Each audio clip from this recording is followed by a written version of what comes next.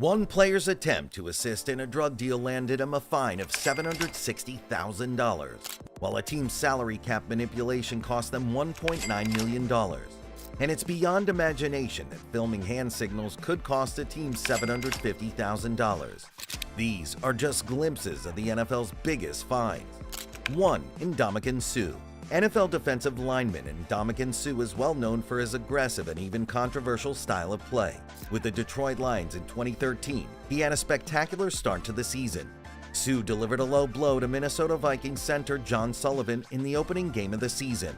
The Vikings center was clearly trailing DeAndre Levy, who had intercepted Christian Ponder and could have coasted into the end zone. Suh purposely went low and clipped Sullivan, removing his surgically repaired knee.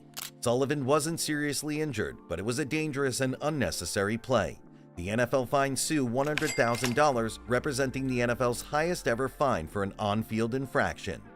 2. Ray Lewis. Ray Lewis was on top of the NFL world in 2000. The Hall of Fame linebacker was fresh off a season in which he made his 4th consecutive Pro Bowl and 2nd straight All-Pro. And his Baltimore Ravens had just won the Super Bowl. What was supposed to be his shining moment ultimately turned into Lewis's worst nightmare. Shortly after the Super Bowl, Lewis found himself involved in a double murder as either a suspect or a witness. Refusing to fully cooperate with the authorities led to Lewis being charged with obstruction of justice. The NFL, of course, was none too pleased with the charges levied onto Lewis's name and immediately fined him $250,000. Lewis ultimately paid the fine and moved on with both his life and career. 3. Shaun Rogers. Shaun Rogers never tried to force the quarterback of the other side to the ground excessively. However, Rogers had a few strong seasons despite his generally mediocre stats. Rogers was a reliable piece of machinery on numerous unsuccessful Detroit Lions teams, and his resume boasts 3 Pro Bowl seasons. Despite his tendency to stay beneath the radar, Rogers attracted unwelcome attention to himself at an airport in Cleveland. Rogers was detected in possession of a weapon in his carry-on luggage as he attempted to board an aircraft and travel to his destination. The NFL opted to penalize the former Cleveland Browns defensive tackle $400,000 after he was found in possession of a loaded revolver during his 2010 arrest at Hopkins International Airport. 4. Bill Belichick. Bill Belichick is considered one of, if not the best, coach of all time, but scandals and cheating violations have swirled around New England and Belichick. Belichick was fined $500,000 for filming other teams' offensive and defensive hand signals. The Patriots were also fined by the league an additional $250,000, with having to forfeit their first-round draft pick if they were to reach the playoffs in 2008. Bill and the Patriots were taping the Jets' hand signals during a game that took place in the 2007 NFL. Come on, Bill, the Jets? Really? Out of all the teams, they decided to film the Jets. During the investigation, the NFL deemed that this type of filming by the Patriots was going on, dating back to the 2000 NFL season. 5. New Orleans Saints. Bountygate is something New Orleans Saints fans want to forget, but something that will live on in NFL history. During the 2009 season, the Saints were accused of paying out bonuses or bounties for injuring the opposing team's players. This also happened to be the year that they won the Super Bowl, but continued through the year 2011. Once this broke into the public eye, Roger Goodell came down with a hammer. He suspended the Saints defensive coordinator Greg Williams indefinitely. Sean Payton was suspended for the entire 2012 season. General manager Mickey Loomis was suspended for 8 games of the 2012 season. Assistant head coach Joe Vitt was suspended for 6 games, and the Saints had to pay $500,000 in fines. You might think that was a lot, but Goodell wasn't done yet. He stripped the Saints of their second-round pick in the 2012 and 2013 seasons and suspended the ringleader of the operation, linebacker Jonathan Vilma, for the entire 2012 season. 6. San Francisco 49ers.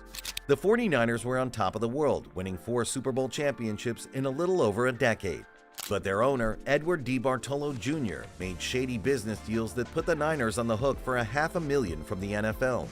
Then NFL Commissioner Paul Tagliabue found that DeBartolo Jr. filed the San Francisco 49ers under his own private corporation. Doing so is incredibly illegal under the NFL business ethics for 2 reasons. 1. He needed permission from other NFL owners to do something like that, and 2. Putting the Niners under the same company as non-football entities was highly frowned upon. Luckily, Commissioner Tagliabue gave them a pretty soft fine, when he could have taken draft picks or enforced other punishments to hurt the team as a whole. The commission decided on this after coming to the conclusion that the business side of things did not give the Niners unfair advantages on the field. 7. Jim Irsay. The NFL is great about holding players, coaches, and even owners to a high standard. In 2015, the Colts owner Jim Irsay pleaded guilty to operating a vehicle while intoxicated. Because this violates the personal conduct policy set forth by the NFL, they decided to fine and suspend Irsay for 6 games and laid down a whopping $500,000 fine. Irsay immediately admitted himself into rehab. The $500,000 was the maximum penalty that Irsay could receive through the collective bargaining agreement. Irsay was banned from appearing at any Colts events or representing the Colts at any owners' meetings or any NFL functions. Thankfully, the team was unharmed by their owner's mistakes. Roger Goodell decided against taking any draft compensation from the Colts. 8. Jamal Lewis. When you think of Baltimore Ravens running backs, you might think of Ray Rice, who was exiled from the league due to his domestic violence charges. But before Rice, the Ravens had another star running back by the name of Jamal Lewis. Lewis was an NFL Offensive Player of the Year for the Ravens and was on a 6-year, $35.3 million contract until he received a fine for $760,000. Why did he receive this fine? Lewis was accused of trying to help a friend purchase as much as 50 kilograms of cocaine in a deal that turned out to be part of an FBI sting operation in the summer of 2000. Lewis turned himself in and was sentenced to 4 months in federal prison after his trial in October of 2004. 9. Las Vegas Raiders. The Las Vegas Raiders were fined $800,000 for going beyond league rules during the COVID-19 pandemic.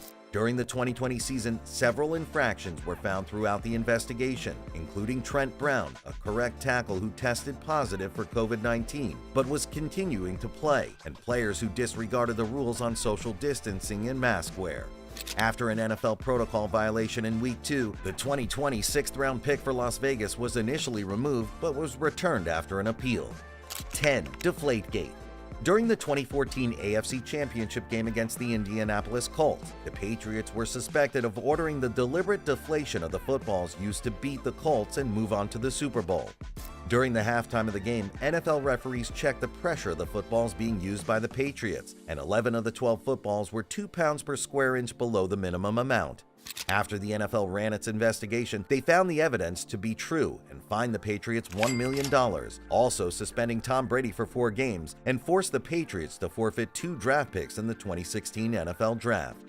11. Denver Broncos.